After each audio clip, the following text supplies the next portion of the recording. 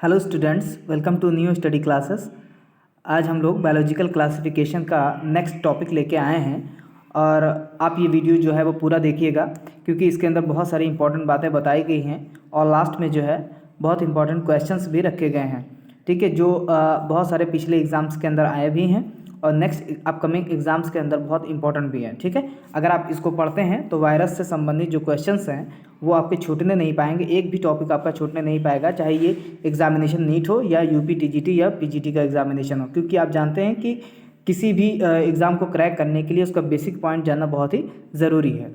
ठीक है, तो चलिए हम लोग वीडियो की शुरुआत करते हैं। हमारा जो टॉपिक है वो है वायरस। ठीक है, तो हमने देखिए वायरस को यहाँ पे लिया है, हमने बहुत अच्छी तरीके से स्लाइड जो है इसको बनाया है और ये देखिए वायरस है। इस वायरस को अगर हम देखेंगे तो ये जो वायरस है ये कौन सी चीज़ का बना है आप खुद ही देख लीजिएगा कि वायरस का मतलब होता है वेनम। क्या होता है बेटा? वेनम होता है। ठीक है, वायरस का मीनिंग होता है वेनम। वेनम का मतलब होता है जहर। यहाँ पे इसका मीनिंग भी लिखा गया है कि वायरस का मतलब होता है पॉइजनस फ्लूइड।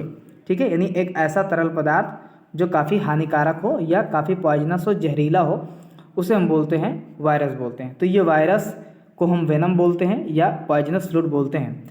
जैसा कि मैंने आपको बताया है कि आर एच विटेकर ने जो 5 किंगडम क्लासिफिकेशन दिया था उसके अंदर वायरस को कोई जगह नहीं मिली थी।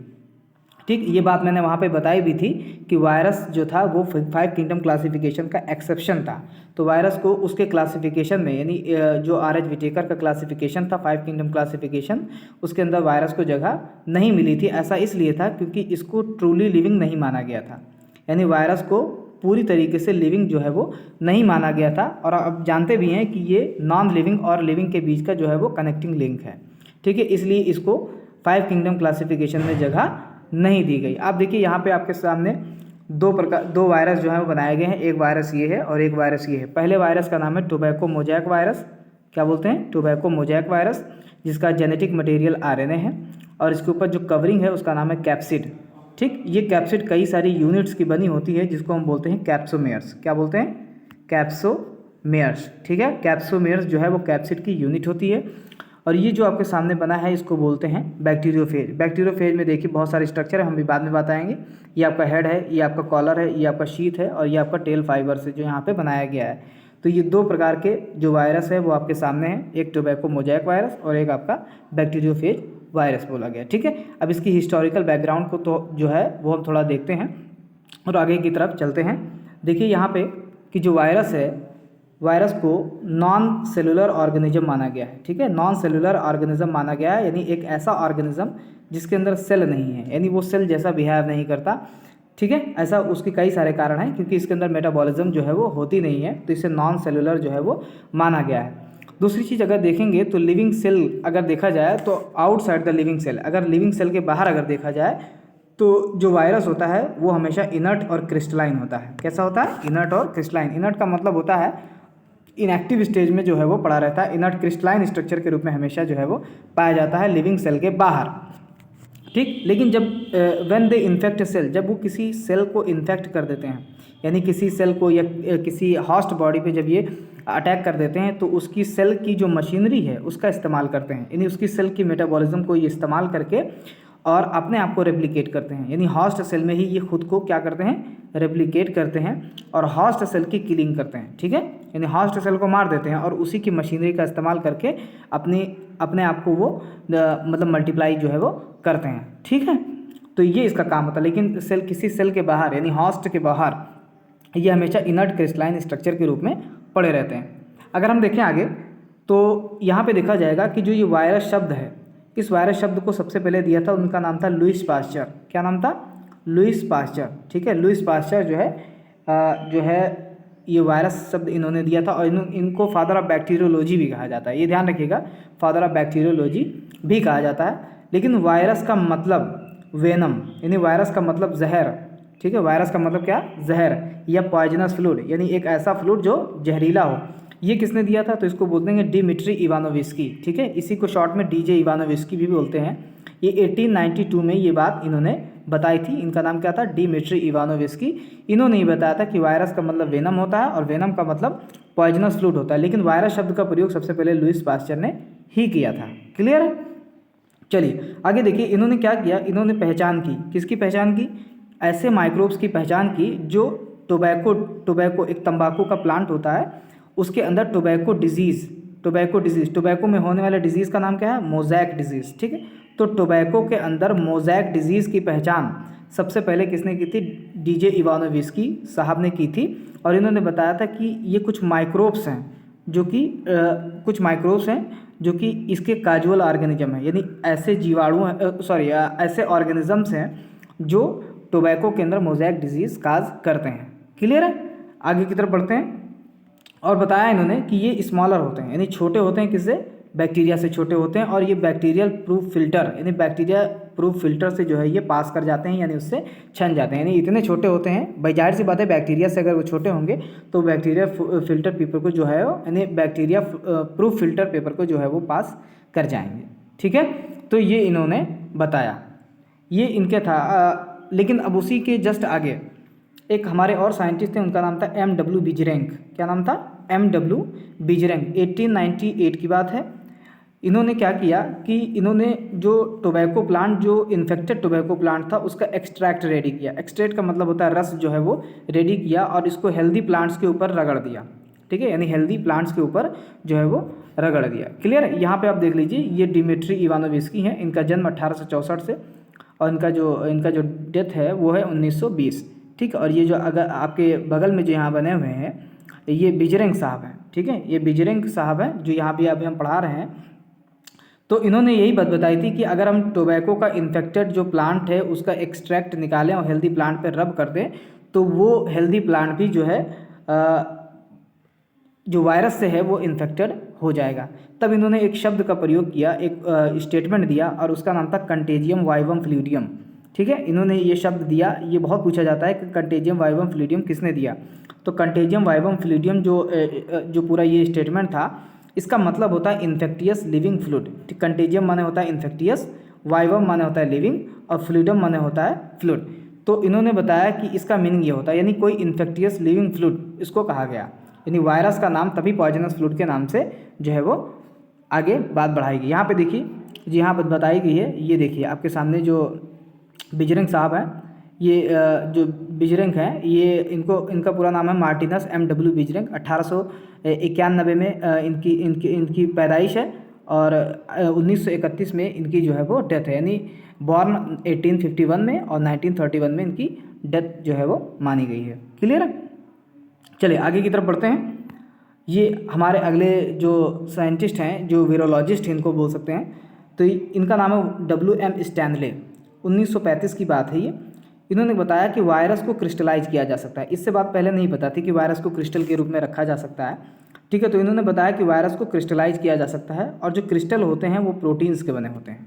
ये बात इन्होंने बताई कि क्रिस्टल्स जो होते हैं वो हमेशा प्रोटीन्स के जो है वो बने होते हैं। दूसरी चीज़ ये कहा कि हास्ट सेल के बाहर ये हमेशा इनर्ट होते हैं। ठीक है, हास्ट सेल के बाहर ये हमेशा क्या होते हैं, इनर्ट होते हैं। दूसरी चीज़ ये बताई गई कि जो वायरसेस होते हैं वो ऑब्लिगेट पैरासाइट होते हैं। ऑब्लिगेट माने, एक दिन मैंने बताया था कि ऑब्लिगेट का मतलब होता है टोटल। क्या होता है, टोटल, यानी टोटल पैरासाइट होते हैं। आइए थोड़ी बात इनके बारे में और जान लेते हैं। जैसे कि बताया कि W.M. स्टैनले ने 1935 में वायरस को क्रिस्टलाइज किया, किसको, टोबैको मोज़ैक वायरस को पहली बार। ठीक, W.M. स्टैनले को फादर ऑफ वेरोलॉजी कहा जाता है, ये ध्यान रखिएगा। फादर ऑफ वेरोलॉजी किसको कहा जाता है, W.M. स्टैनले को कहा जाता है। ये आपके सामने जो है वो बने हुए हैं। ठीक है, इसलिए इनका मैंने इमेज ले लिया है। आगे की तरफ बढ़ते हैं। आगे की तरफ देखें, यहाँ पे दूसरी चीज़ यहाँ पे बताई गई कि जो वायरसेस होते हैं उनके अंदर भी जेनेटिक मटेरियल पाए जाते हैं। तो ये जेनेटिक मटेरियल या तो RNA हो सकता है या तो DNA हो सकता है। ठीक है, अभी तक अगर आपने चैनल सब्सक्राइब नहीं किया है, लाइक नहीं किया है, तो आप लाइक सब्सक्राइब कर दें, और अपने दोस्तों को भी जो है वो शेयर करें। ठीक है, और कमेंट ज़रूर किया करें। अब मैं क्वेश्चन पूछता हूँ, उस क्वेश्चन का आंसर जो है हमें ज़रूर दिया करें।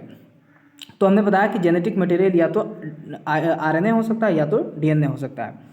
कोई भी वायरस के अंदर दोनों जेनेटिक मटेरियल नहीं हो सकता, ना DNA और RNA दोनों नहीं हो सकता। ठीक है, या तो DNA होगा या तो RNA होगा।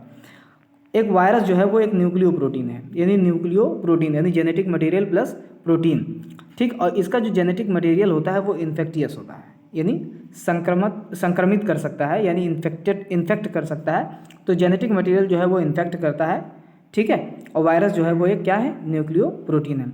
ऐसे वायरस जो प्लांट्स को इन्फेक्ट करते हैं, यानी ऐसे वायरस जो प्लांट्स को इन्फेक्ट करते हैं, संक्रमित करते हैं, वो हमेशा सिंगल स्ट्रैंडेड आरएनए होते हैं, यानी SSRNA, जैसा कि आपको टोबैको मोज़ेक वायरस में देखने को मिला, सिंगल स्ट्रैंडेड आरएनए। ठीक है। और ऐसे वायरस जो एनिमल को इन्फेक्ट करते हैं, ठीक है, ऐसे वायरस जो एनिमल को इन्फेक्ट करते हैं वो सिंगल या डबल स्ट्रैंडेड आरएनए हो सकते हैं। ठीक है, सिंगल या डबल स्ट्रैंडेड यानी SSRNA हो सकते हैं, सिंगल स्ट्रैंडेड आरएनए, या DSRNA यानी डबल स्ट्रैंडेड आरएनए। लेकिन जो DNA होगा वो हमेशा डबल स्टैंडर्ड होगा, यानी DNA हमेशा डबल स्टैंडर्ड ही होगा। ठीक है। तो ऐसे वायरस जो एनिमल्स को इन्फेक्ट करते हैं वो या तो सिंगल या डबल स्टैंडर्ड आरएनए होते हैं, लेकिन हमेशा डबल स्टैंडर्ड DNA होते हैं। ठीक है, चलिए आगे की तरफ बढ़ें। बैक्टीरियोफेज देखिए, ऐसे वायरस होते हैं जो बैक्टीरिया पे अटैक करते हैं और बैक्टीरिया को संक्रमित करते हैं, उन्हें हम बोलते हैं बैक्टीरियोफेज। देखिए बैक्टीरियोफेज बना है, बैक्टीरियो मीन्स होता है बैक्टीरिया, ठीक, और फेज माने होता है ईटर। ठीक है, यानी बैक्टीरिया ईटर, यानी बैक्टीरिया को खाने वाला, उसको हम बोलते हैं बैक्टीरियोफेज। एक क्वेश्चन हमेशा पूछा जाता है कि जो गंगा है वो गंगा का पानी सड़ता क्यों नहीं है, तो उसकी वजह यही है कि उसके अंदर वायरस पाए जाते हैं, उसका नाम है बैक्टीरियोफेज। वो बैक्टीरिया को खा लेते हैं, तो जो बैक्टीरिया को खा लेंगे तो वहाँ पे फिर पानी जो है वो सड़ने नहीं पाएगा, क्योंकि सड़ने के लिए, डिकम्पोज करने के लिए बैक्टीरिया ही जिम्मेदार है, तो इसलिए उसको हम बैक्टीरियोफेज बोलते हैं। और बैक्टीरिया जो है वो डबल स्टैंडर्ड DNA वायरस है, DS यानी डबल स्टैंडर्ड DNA वायरस जो है वो बैक्टीरियोफेज है, और ये क्या करता है, बैक्टीरिया को इन्फेक्ट करता है, इसलिए इसका नाम बैक्टीरियोफेज है। जो ये बैक्टीरियोफेज है इसके ऊपर एक प्रोटीन कोट पाई जाती है, जिससे हम क्या बोलते हैं, कैप्सिड बोलते हैं। क्या बोलते हैं, कैप्सिड बोलते हैं। ठीक है, ये प्रोटीन कोट होती है और इस प्रोटीन को बोलते हैं कैप्सिड। कैप्सिड जो है वो कई सारी यूनिट्स की बनी होती है, इसको बोलते हैं कैप्सोमेयर। ठीक, और ये जो कैप्सोमेयर हैं वो क्या करते हैं कि ये न्यूक्लिक एसिड को प्रोटेक्ट करते हैं। ध्यान रखिएगा, न्यूक्लिक एसिड को जो है ये प्रोटेक्ट करते हैं। आप देखिए यहाँ पे ये कैप्सिड है, कैप्सिड का हेड है। ठीक है, ये वाली जो है वो कैप्सिड का हेड है, और इसके अंदर ये डबल स्टैंडर्ड DNA भी पड़ा हुआ है। क्लियर है, तो ये जो इतना है इसको हेड बोलते हैं। यहाँ पे देखिए बनाया भी गया है कि ये हेड है। ठीक है, तो ये हमेशा जो कैप्सिड होता है उसकी यूनिट जो होती है वो कैप्सोमेयर ही कहलाती है। ठीक है, जैसा आप जानते हैं कि हमारी पूरी बॉडी सेल की बनी है, वैसे ही इसका जो प्रोटीन जो ऊपर जो कवरिंग है जिसे कैप्सिड कहा जाएगा, वो छोटी छोटी यूनिट कैप्सोमेयर्स का बना हुआ, मैंने अभी ऊपर आपको बताया है। ठीक, और जो ये कैप्सोमेयर्स होते हैं ये अरेंज होते हैं। तो अगर देखा जाए तो अरेंज किस तरीके से होते हैं, हेलिकल या पॉलीहेड्रल ज्योमेट्रिकल फॉर्म में। ठीक है, हेलिकल या पॉलीहेड्रिकल ज्योमेट्रिकल फॉर्म में जो है वो अरेंज होते हैं। ठीक है, तो आप यहाँ पे एक बार फिर से जो है इसको ज़रा देख लें, इस स्ट्रक्चर को। अब देखिए यहाँ पे इसको दो पार्ट में बांटा गया है, एक हेड है एक टेल है। हेड में देखिए कैप्सिड कहलाता है, ये DNA है, और ये आपका जो है वो कॉलर है। ठीक है, कॉलर है, ये आपका विस्कर है, ये आपका शीथ है, इसके ऊपर कवरिंग है, ये टेल ट्यूब है, और टेल ट्यूब के थ्रू ही ये जो जेनेटिक मटेरियल है इससे पास करके होस्ट बॉडी के अंदर यहाँ पे इंसर्ट होता है। ये बेस प्लेट है जो आपके सामने है, और ये टेल फाइबर हमेशा ध्यान रखना, हमेशा 6 होते हैं। ठीक है, कितने होते हैं, 6 होते हैं। आप ज़्यादा मत बना दीजिएगा, हमेशा 6 ही होते हैं। ठीक है, खास करके बैक्टीरियोफेज के केस में। ठीक है, तो आगे देखिए ये टाइप्स ऑफ वायरस आपके सामने यहाँ पे दिया गया है।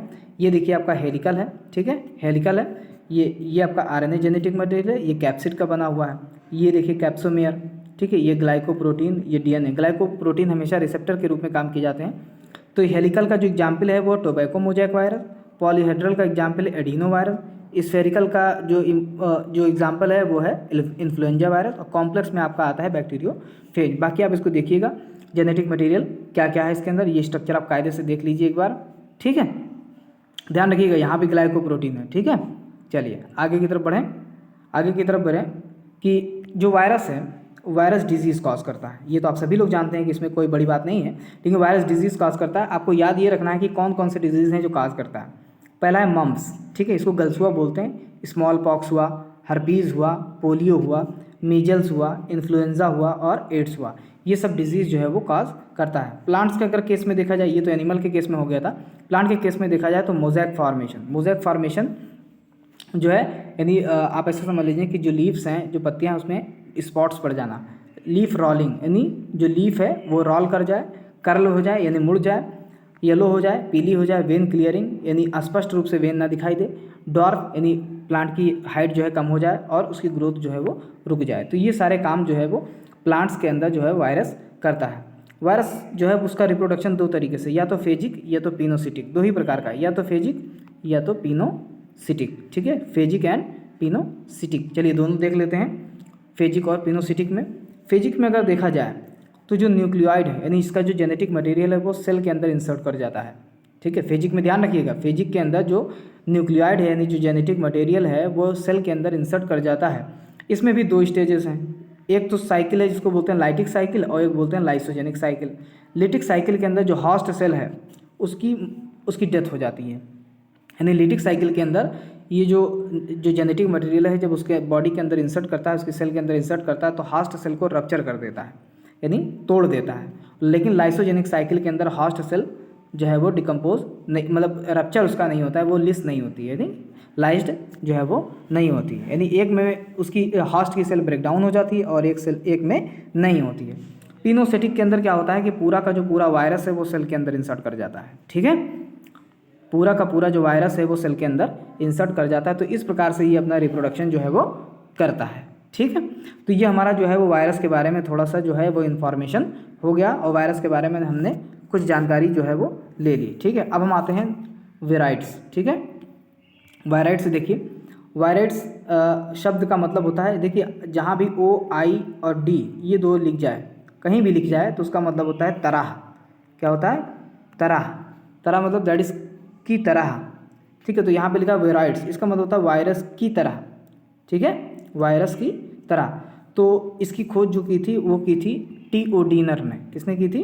T.O. डीनर ने की थी 1971 में, यानी 1971 में T.O. डीनर ने वायराइड्स की खोज की, डिस्कवर किया इसको, और एक इसको देखा कि ये एक न्यू इन्फेक्टियस एजेंट है, यानी एक नया इन्फेक्टियस एजेंट है जो कि वायरस से भी छोटा था और इसने एक डिजीज़ कॉज किया था पोटैटो में, उसको बोलते हैं पोटैटो स्पिंडल ट्यूबर डिजीज़। ठीक है, पोटैटो स्पिंडल ट्यूबर डिजीज़ के अंदर इन्होंने जो है वो इस नए इन्फेक्टियस एजेंट को देखा था, तब इसका नाम वीराइड रखा। 1971 में T.O. डीनर ने इसका नाम रखा। ऐसा माना गया कि ये एक फ्री आरएनए था, यानी इसका जो जेनेटिक मटेरियल था वीराइड का वो फ्री आरएनए था। इसका मतलब होता है ये प्रोटीन को, यानी इसके अंदर प्रोटीन नहीं थी, यानी प्रोटीन कोट नहीं थी, यानी सीधा मतलब होता है कैप्सिड नहीं थी। ठीक है, इसलिए इसका नाम रखा गया वीराइड। ठीक है, कैप्सिड नहीं थी इसका मतलब ये वायरस की तरीके से था लेकिन कैप्सिड नहीं थी, तो इसको हम बोलते हैं वीराइड। ठीक है, लैक्ड प्रोटीन, इसकी वजह से इसे वीराइड कहा गया। और जो आरएनए होता है वीराइड का, यानी वायराइड का जो आरएनए होता है उसका जो मॉलिक्यूलर वेट होता है वो लो होता है। ठीक है, वायराइड का जो आरएनए है उसका जो मॉलिक्यूलर वेट है वो लो था। ठीक है, लो मॉलिक्यूलर वेट था, ये ध्यान रखिएगा कि उसका जो मॉलिक्यूलर वेट था वो लो रहे। ये कई बार क्वेश्चन उसमें पूछा भी गया है कि जो वायराइड का जो पहले तो बात पूछा गया कि वायराइड में क्या होता है, आरएनए या डीएनए, तो पहले आप बताएंगे आरएनए, और ये आरएनए का जो मॉलिक्यूलर वेट था वो कैसा था? लो था। ठीक है, तो ये वायराइड हो गया। अगला जो है इसी से संबंधित जो है उसका नाम है प्रियॉन। ठीक, तो प्रियॉन क्या है?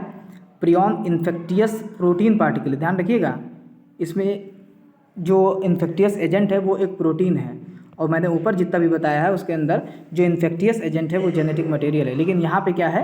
प्रोटीन है, और प्रोटीन याद रखिएगा पी फॉर प्रोटीन और पी फॉर प्रियॉन। ठीक है, तो ये इन्फेक्टियस जो है वो मटेरियल इसके अंदर होता है। ये जो प्रियॉन्स हैं ये अफेक्टेड नहीं होते, किससे? प्रोटीएज नाम के एंजाइम से, न्यूक्लियस नाम के एंजाइम से, यहाँ तक कि अल्ट्रावायलेट रेस से भी ये अफेक्टेड नहीं होते, इनकी डेथ नहीं होती। ये डिजीज़ कॉज करते हैं और इसके डिजीज़ का नाम है बोविन स्पॉन्जिफॉर्म इंसेफेलोपैथी। ठीक है, बोविन स्पॉन्जिफॉर्म इंसेफेलोपैथी, इसे कॉमनली BSE कहा जाता है। कॉमनली इसे मैड काउ डिजीज़ भी कहा जाता है, जो कि कैटल के अंदर होता है, जानवरों के अंदर होता है। और एक दूसरा डिजीज़ है जो बिल्कुल इसी के एनालॉगस है, उसका नाम है क्रेचफील्ड जैकब डिजीज, JCD। इसको क्या बोलते हैं?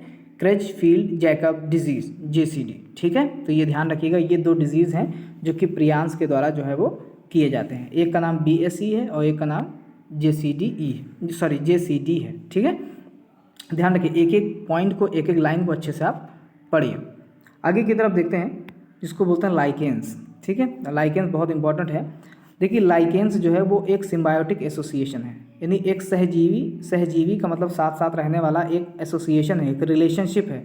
किसके बीच में? तो आप बोलेंगे एल्गी और फंजाई के बीच में। ठीक है, एल्गी और फंजाई के बीच में ये एसोसिएशन माना जाता है, जिसमें से एल्गल जो कंपोनेंट होता है, एल्गी का जो कंपोनेंट होता है उसे फाइकोबियॉन्ट बोलते हैं। क्या बोलते हैं? फाइकोबियांट बोलते हैं। और एल्गी जो है वो ग्रीन कलर का होता है, इसीलिए ये प्लांट के लिए फूड सिंथेसिस करता है। क्या करता है? प्लांट के लिए जो है वो फूड सिंथेसिस करता है, ठीक है, यानी अपनी बॉडी के लिए वो फूड सिंथेसिस करता है, उसको स्टोर करके रखता है, ठीक है।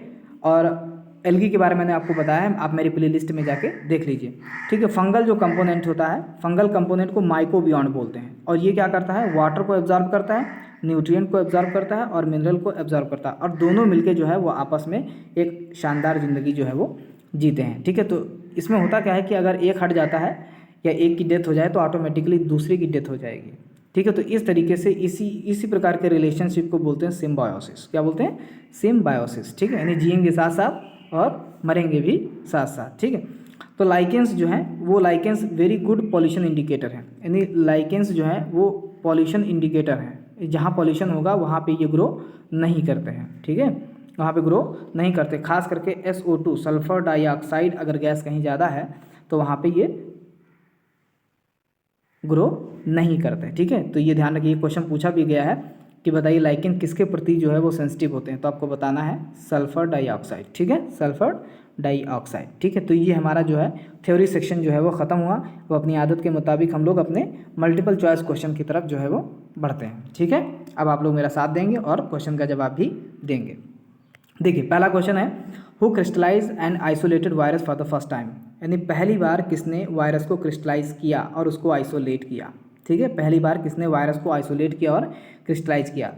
तो आपके पास चार ऑप्शन है, WM स्टैनले, दूसरा है DJ इवानोविस्की, तीसरा है KM स्मिथ और चौथा है जिसका नाम है बीजरेंग। तो इसका जो राइट आंसर है वो है स्टैनले, ठीक है, स्टैनले ने किया था। DJ इवानोविस्की ने तो उसे वेनम या पॉइजनस फ्लूड कहा था, और KM स्मिथ रिलेटेड नहीं है। बीजरेंग जो है इन्होंने कंटेजियम वाइवम फ्लूइडम कहा था, ठीक है, इन्होंने पॉइजनस फ्लूड कहा था, पॉइजनस फ्लूड कहा था, और इन्होंने कंटेजियम वाइवम फ्लूइडियम कहा था, कंटेजियम वाइवम फ्लूइडियम कहा था, ठीक है, ये ध्यान रखिएगा। चलिए नेक्स्ट क्वेश्चन आपकी तरफ। अगला क्वेश्चन है जिसका नाम है वेरियन एज, यानी वेरियन क्या है, ठीक है, वेरियन क्या है?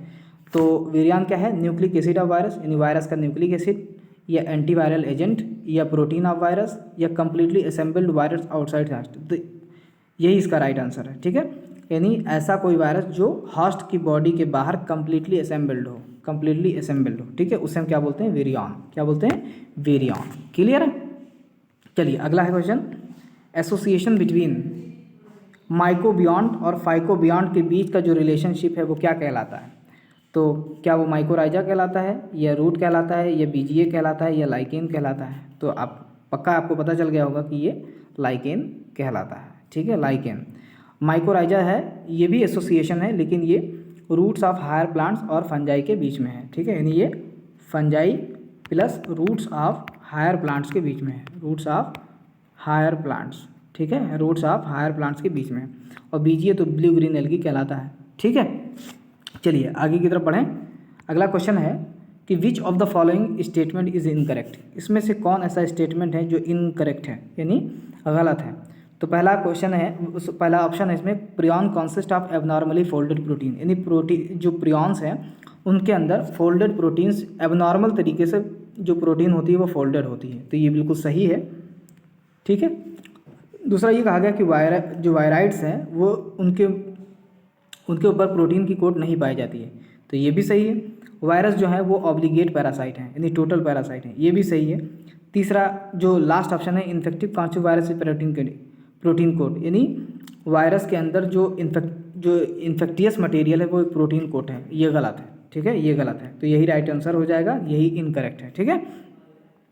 वायरस के अंदर जो इन्फेक्टियस पार्टिकल होता है वो जेनेटिक मटेरियल होता है, ना कि प्रोटीन कोट होता है। प्रोटीन कोट किस में होता है? तो आप बोलेंगे प्रियॉन्स में होता है, ठीक है। अगला है जिसको बोलते हैं बैक्टीरियोफेज। बैक्टीरियोफेज के अंदर कौन सा वायरस होता है, सॉरी, बैक्टीरियोफेज के अंदर किस प्रकार का जेनेटिक मटेरियल होता है? तो आप बोलेंगे DNA। क्या बोलेंगे?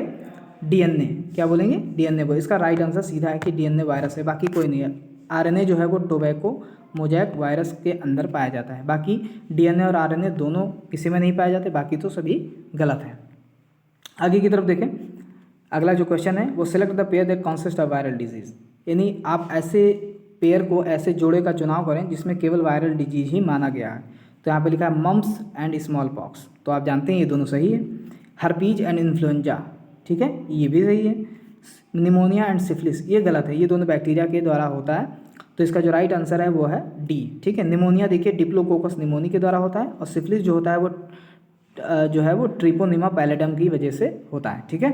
ध्यान रखिएगा कि जो निमोनिया है वो होता है डिप्लोकोकस निमोनी, और जो सिफिलिस होता है वो होता है ट्रिपोनिमा पैलेडम। हम सभी पढ़ाने वाले हैं और पढ़ने भी वाले हैं इसको, ठीक है, ट्रिपोनिमा पैलेडम। चलिए आगे की तरफ नेक्स्ट क्वेश्चन है 7 क्वेश्चन। कंटेजियम वाइवम फ्लूइडियम किसने दिया था? कितना अच्छा क्वेश्चन, आप देख लीजिए, खुद ही देख लीजिए, कंटेजियम वाइवम फ्लूइडियम किसने दिया? तो इसका जो राइट आंसर है वो क्या है? बिजरैंग, ठीक है। बिजरैंग, इतना तो आपको याद होना चाहिए, बिल्कुल झटके में देख के बताना चाहिए, ठीक है, बिजरैंग। बाकी सभी गलत हैं, ठीक है। डीजो इवानिस्की जो है वो पॉइजनस फ्लूइड से रिलेटेड है, रॉबर्ट हुक सेल से रिलेटेड, स्टैनले जो है वो क्रिस्टलाइज से रिलेटेड है, ठीक है। इन्हें फादर ऑफ वायरोलॉजी भी कहा जाता है, ठीक है।